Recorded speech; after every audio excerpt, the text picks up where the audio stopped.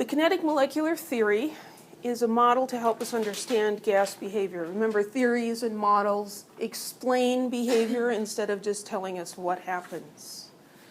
And this model works under many conditions, but it's not perfect. And under certain conditions, it does not explain the behavior of gases. We're just going to keep things simple, and we're going to look at the sets of conditions where it does work.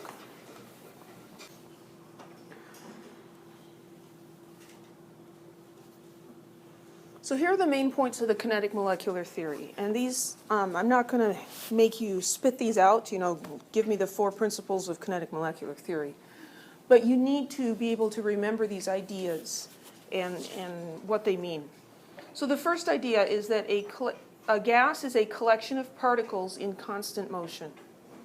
The particles of a gas are constantly moving, and it is composed of little tiny particles.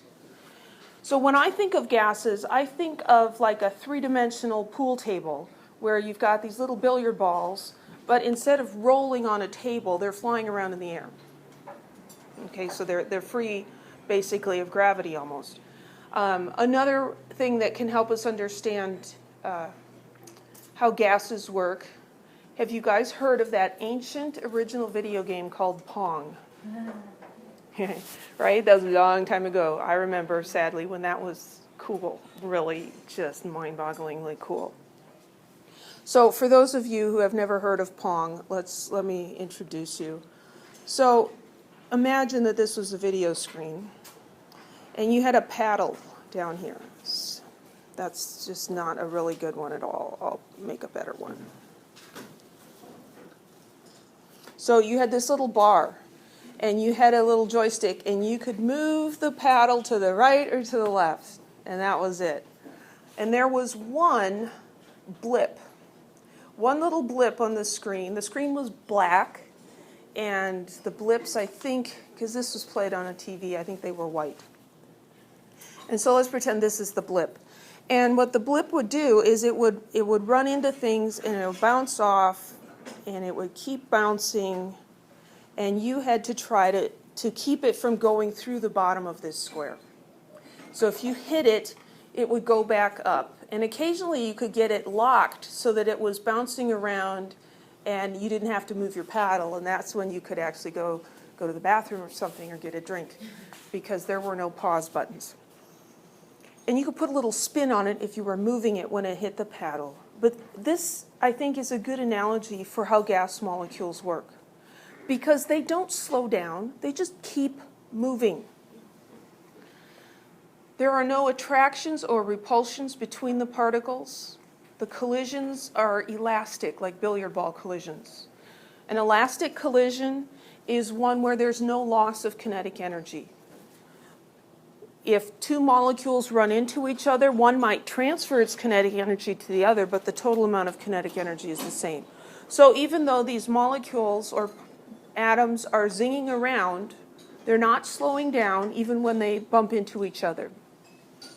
Another important idea is there's a lot of space between the particles compared to the size of the particles themselves.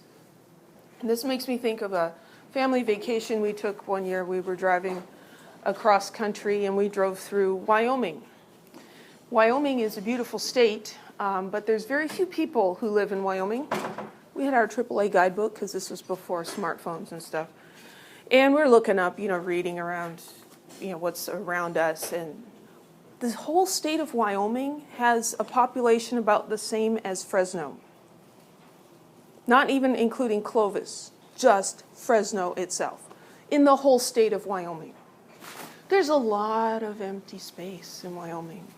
When you're driving at night, around here, even out in the country, you're going to see lights from farms, right? And ranches. In Wyoming, you can drive for miles and not see a light anywhere because there's just so few people there. And that's a little bit what, dang, hang on. That's a little bit what gases are like. There's a lot of empty space.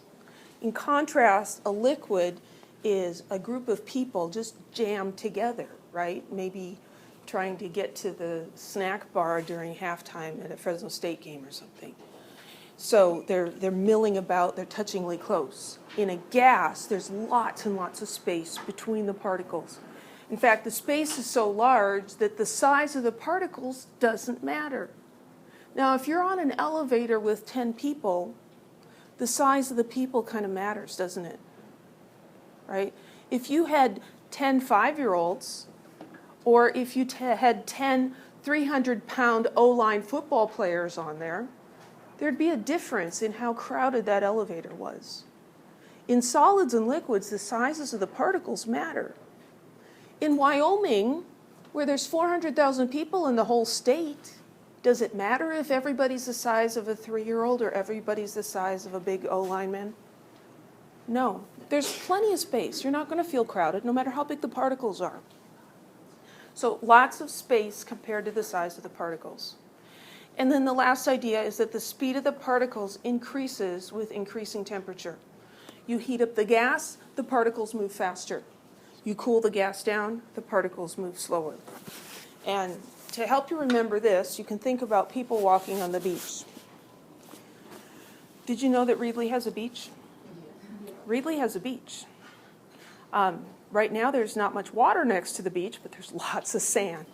And in the summer, that sand in the Central Valley is really hot, right? So if you're barefoot walking on the sand at Reedley Beach, are you going to stroll slowly to the water? No, you're going to hot-foot it, right? It's hot, so you're going to run quickly across the hot sand. Hot particles move faster. You go to Pismo. It's cold, 60 degrees, overcast, strong wind blowing. You're freezing, which is why we go there, right? Because we want to be cold in the summer. The sand's nice and cool. Cool sand, barefoot people just strolling along, okay? Cool gases, moving slow. Hot gases, moving fast. So the kinetic molecular theory is consistent with observed properties of gases. Gases are compressible. You can take a gas and compress it into a smaller volume because there's a whole bunch of empty space. And when you compress a gas, you're just squeezing the empty space out. Gases assume the shape and volume of their container. There's nothing holding them together. Liquids and solids are held together, and we'll talk more later about what's holding them together, but gases don't interact with each other. And so they just expand to take on the shape and volume of their container. Gases have low densities. This, again, is because of the space between the particles. There's a lot of empty space. Empty space doesn't weigh anything. Here's an example of compressibility. Here's the gas. You can squish it down and make the particles get closer together. You can take the people in Arizona and herd them into a smaller space, and that's possible. But you take those big guys in the elevator and you try to move them into a smaller space, it's not going to happen, right? They're already touching each other. Here in a liquid state, there's very little empty space between the particles, and so you can't squeeze them together, which is good because hydraulic brakes work on this principle that liquids are not compressible. And that's why you don't want air in your brake lines, because the air is compressible, and that makes your brakes really soft and squishy, and they don't do very much good. The particles of the gas don't interact with each other. They're going to just keep moving until they bump into something, and because of that, they'll just spread out, and they'll take on the volume of the container. They're in constant motion. Densities. If you took 1 can of orange soda, the author really has a thing about orange soda, apparently. 1 can of orange soda and converted that from a liquid to a gas, it would occupy a volume equal to 1,700 cans of soda. So that gives you an idea of the difference in density. A gas is 1,700 times less dense. It'll take up 1,700 times as much volume as an equal mass of liquid.